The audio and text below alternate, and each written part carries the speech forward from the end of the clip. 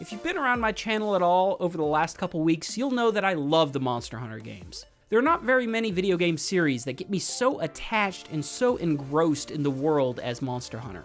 I don't know if it's the combat mechanics, the progression through gear, the way the monsters are modeled and how they work, or just how the overall game feels as you're hunting new monsters and taking down new challenges. But that doesn't mean that the Monster Hunter series doesn't have a few issues that I think is bringing the series down. So I thought I'd make a video and talk about it a little bit and get your guys' thoughts as well as to what you guys think are some issues with the Monster Hunter series. Now in this video, I'm not going to talk about features that are exclusive to one type of game. For example, Monster Hunter Generations here in the West has the Hunter Arts and Hunter Style system, which drastically changes combat for every weapon in the game. However, that system isn't available on all other Monster Hunter games, and so I'm not really going to talk about it in this video. Instead, I want to focus on what I feel are some systemic issues that could really be changed in the next implementation of Monster Hunter to really make it even better than what it already is.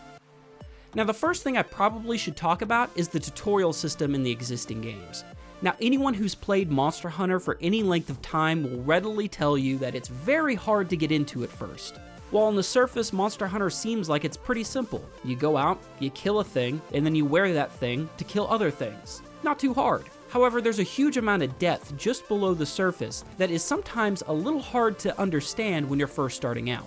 There are things like gathering, which aren't as simple as you might think. Combat mechanics like iframes and dodging, and things like armor skills that really just aren't talked about in the game in any manageable form. Now there is the Hunter Notes feature in the game, which acts as a sort of in-game instruction booklet, which covers a lot of these topics. However, I'm sure a lot of new players when starting the game aren't pouring through these in-game manuals. Instead, they're just playing the game. Now, when you first start out in a game of Monster Hunter, they usually send you on a couple of gathering quests or a couple of hunt small monsters quests to get you familiar with movement and attacking. However, during these tutorials, they very rarely talk about things that can be critically important as you progress. For example, it's very common to see players in online lobbies, especially at the early levels, with no active armor skills, because they see an armor provides +6 evasion and then thinks that gives them a benefit. Well, unfortunately, until you get to 10, you're not getting any benefit from that skill. It might as well not exist. This is explained in the Hunter Notes, and in some games they kind of talk about it, but it's not really overt.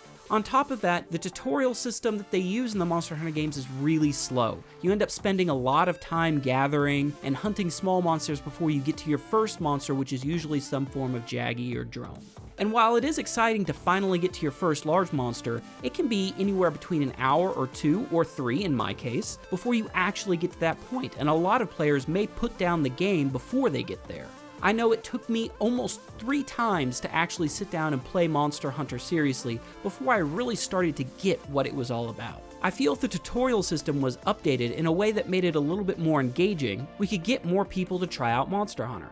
I don't know about you guys who play Monster Hunter, but I've tried to get other people in it, and I have middling success. A lot of people see the hunts themselves or see it on YouTube and think it looks awesome. They try it and they find out that it's kind of a slog to get to that point. Anything we can do to make it easier for new players to start means that we have more people to hunt with online, and that's something I want.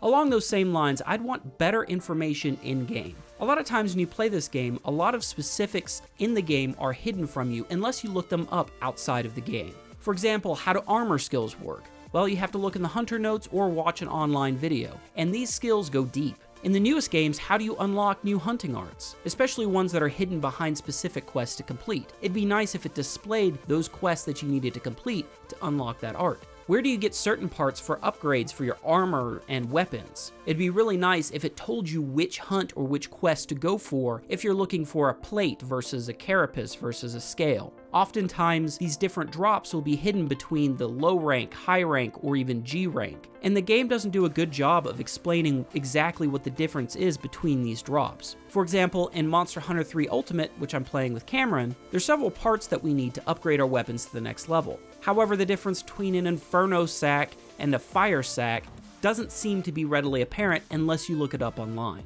I wish that information was better displayed so that you can plan out your hunts better and your progression, rather than guessing or having to go online to look up more information. Another issue I see with the game is the charm RNG.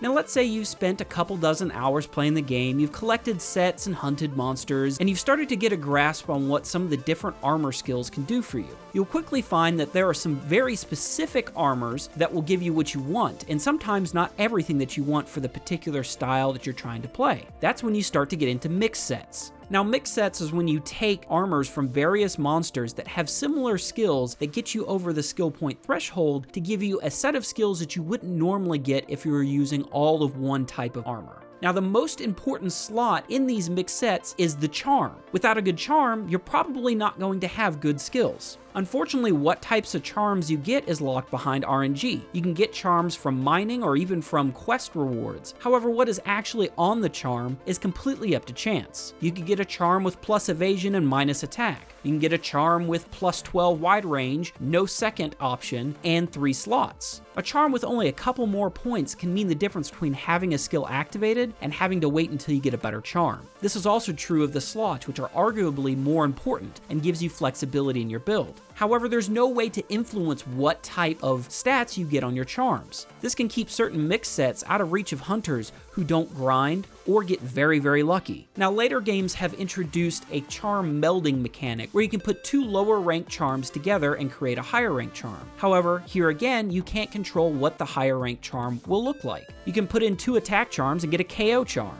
There's just no way to control it. Moving forward, I'd like there to be a little less RNG involved with what charms you get. Maybe a system where you can put 2 attack charms into the upgrade and get a better attack charm. There would still be a layer of RNG in that you would have to get an attack charm to begin with. However, after that, you can then begin to craft the perfect charm for yourself. Anything to reduce the amount of RNG required in crafting mix sets.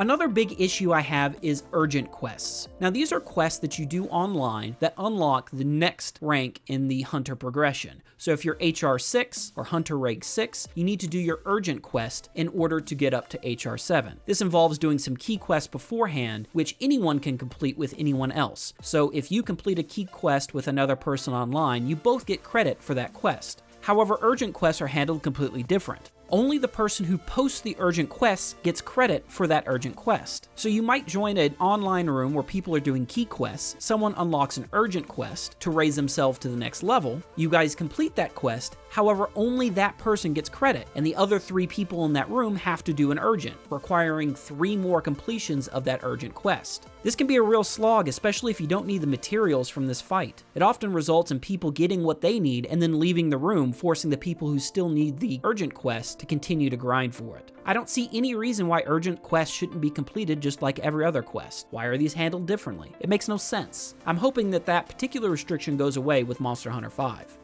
The last issue I wanted to talk about today is inventory management. Now, this isn't something that affects new players as much as players that have spent hours and hours, we're talking upwards of 100 or more, playing the game, gathering resources, hunting monsters. Once you get to that point, your item box becomes filled to the brim with items from different monsters and different ranks of monsters. This can make it especially different to find different items to combine with others. For example, crafting mega potions, or ancient potions, or different trap components. These can be separated by pages and pages, making it take a while to craft consumables in between hunts. Now, you can use the combo list to craft the items you need. As of right now, there's only one option to sort your box, how the game tells you to. You can manually sort it yourself, however, you're always just one button click away from resorting it by accident. This is even more important when it comes to the equipment box. Now, some people play only one weapon and play with only one set of gear, and just upgrade that gear as they go along the game. However, many of us play multiple weapons, or experiment with new weapons that we haven't played before, thus requiring different sets of gear and different weapons. For example, if you're a dual blade user, you probably have a dual blade for each element type, and you may have an armor set that matches that element type and increases its damage. All of a sudden, you're looking at pages and pages of different chests, helms, gloves, weapons. And if you automatically sort that, the game puts all the gloves together, all the chests together, all the helms together, etc. This can make sorting through all this inventory really difficult if you auto-sort. Again, you can manually sort these items, however, you're just one click away from messing up that sort and having to do it again. It'd be really nice if we had some filtering options within the sort, or even having multiple sorts based on what we're looking to get. You can already see some of that in the latest game with the charm and talisman sorting that's available. However, I'd like to see it with all all the armor types. I'd like to keep various armors together and still be able to sort my box. Maybe switching between different sorts depending on what I'm trying to get.